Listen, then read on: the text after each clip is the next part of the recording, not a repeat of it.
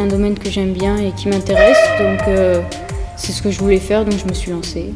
Dans la continuité de mes études, du coup, parce que j'ai fait un bac avec option sciences ingénieurs, parce que j'aimais pas du tout la SVT. Du coup, c'était pas possible pour moi d'aller étudier les cailloux et la terre. Donc je me suis dit, faut tenter autre chose, et au final, je suis pas déçue, donc ça va.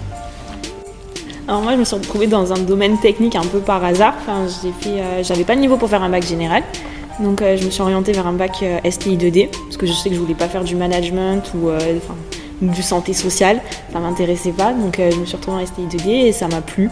J'ai découvert justement le technique, la mécanique, tout ça, et du coup j'ai continué par la suite avec un UT génie mécanique. J'ai choisi le domaine technique parce que de base je suis très manuelle depuis longtemps, j'aimais bien bricoler avec mon père à la maison et tout, et depuis petite. Et en fait, comme j'ai fait un bac SSVT ensuite, on m'a jamais proposé de faire un IUT ou quoi. Tout le temps on nous dirige vers la prépa, et je savais que prépa je voulais pas le faire. Du coup c'est mon père justement qui m'a dit mais va en DUT. Tu vas voir, c'est très pratique, il n'y a pas autant de théorie que ça. Et tu vas t'y plaire, ça sera quelque chose que tu vas aimer. Et j'ai tenté, je me suis dit je vais le faire. Et puis la mécanique aussi, l'industriel, toutes ces choses-là, c'est quelque chose qui m'intéressait beaucoup aussi de base.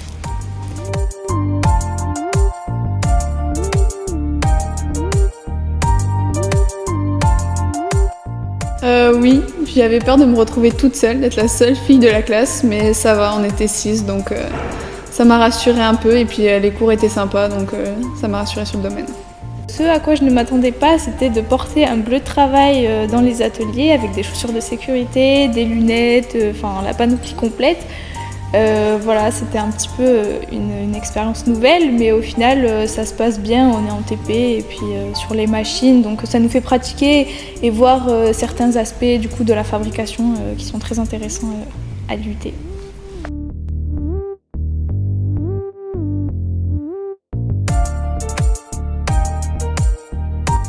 Mon frère a fait également un IUT, du coup je savais un peu à quoi m'attendre. Je savais qu'on était plus accompagnés que par rapport à la fac ou autre, qu'il y avait plus de TP, tout ça, donc je me doutais que ça allait être la méthode d'enseignement qui allait le plus me convenir. Donc, Et je suis contente parce qu'on fait pas non plus que du pratique, du coup il y a vachement de théorie, qu'on voit d'autres matières, et puis on voit pas aussi que des matières justement scientifiques. À l'UT on travaille des matières comme de l'expression, de la communication, donc c'est assez varié et ça nous fait apprendre pas mal de choses.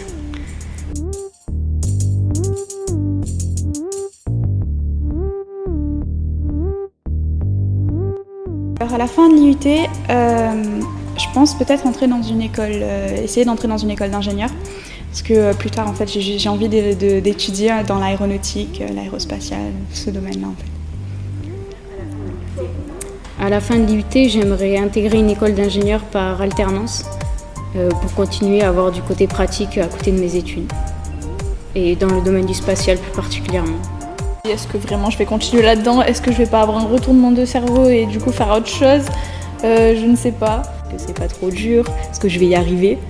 Mais je veux continuer dans ce secteur-là, donc je suis motivée à y arriver.